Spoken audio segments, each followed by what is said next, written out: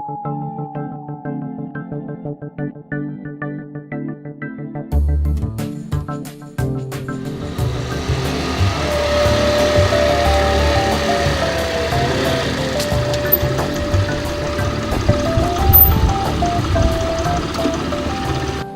Yann. Salut Mélanie.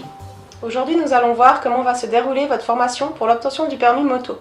Après avoir suivi l'instruction pratique de base pour motocycle chez votre moniteur, ainsi que les cours obligatoires pour toutes les catégories de permis moto, vous aurez la possibilité de vous inscrire à l'examen pratique de motocycle auprès de l'un de nos divers centres répartis de la manière la plus adéquate possible pour que votre examen se déroule dans les meilleures conditions. Bien évidemment, l'instruction pratique que vous avez suivie auprès de votre moniteur n'est pas un cours préparatoire à votre examen. Ce cours a été mis en place par l'Office fédéral des routes dans le but de vous donner la base de votre formation pour une conduite sûre et défensive avec un motocycle. Lorsque le jour de votre examen sera arrivé, vous devez vous présenter à l'heure. Nous vous conseillons de contrôler sur la convocation l'heure et le lieu du rendez-vous. Pour pouvoir participer à cet examen, plusieurs conditions sont à remplir. La première sera d'avoir suivi les instructions précédemment énumérées. La deuxième, présenter les documents suivants. Votre permis d'élève conducteur. Le ou les permis précédemment obtenus pour d'autres catégories de véhicules.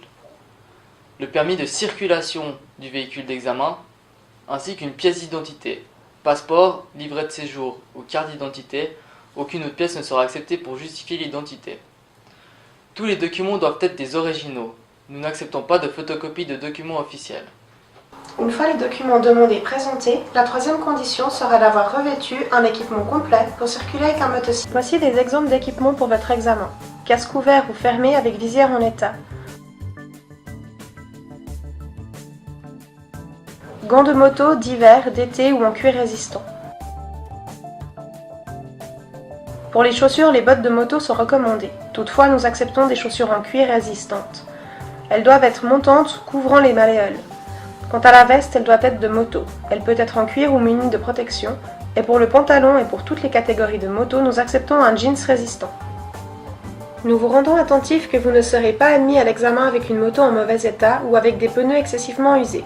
Profil minimum exigé, 1,6 mm.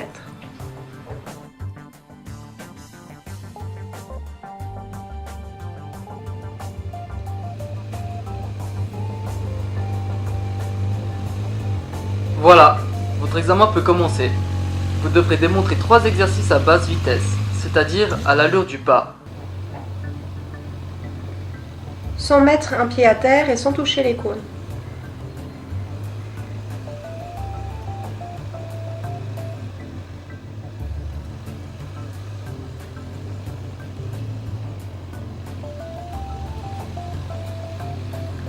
Le 8, comme dans les autres exercices, sans mettre le pied. Et vous aurez ensuite un commentaire par la radio pour connaître le moment de sortir.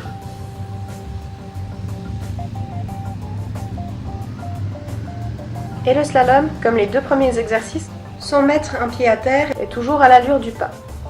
Pour ces 3 exercices à basse vitesse, vous avez le droit à 2 essais. Si un ou plusieurs exercices ne sont pas satisfaisants au premier passage, vous devrez à nouveau les effectuer dans leur ensemble pour le second passage.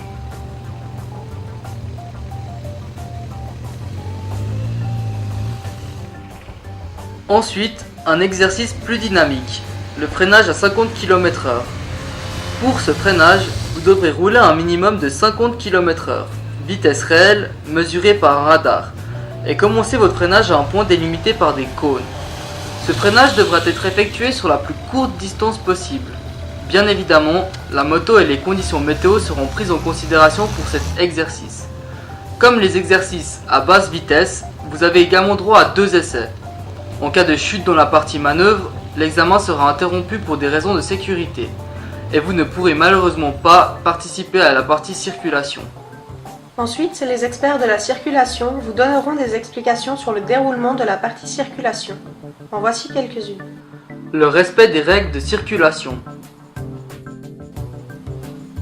La position dans la voie de circulation.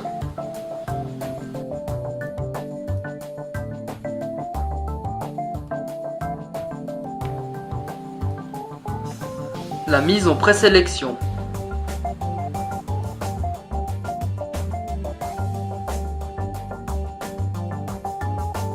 Une observation générale lors de tout déplacement devra être effectuée. Pendant la partie circulation, la prestation sera évaluée de manière individuelle. Donc, ne pas suivre les personnes qui font des erreurs. Ces précisions sont celles que vous avez vues lors des cours obligatoires. Effectivement, on vous rappelle que la personne la plus qualifiée pour vous dispenser la formation est un moniteur de conduite. Nous vous souhaitons plein succès et le meilleur pour votre examen.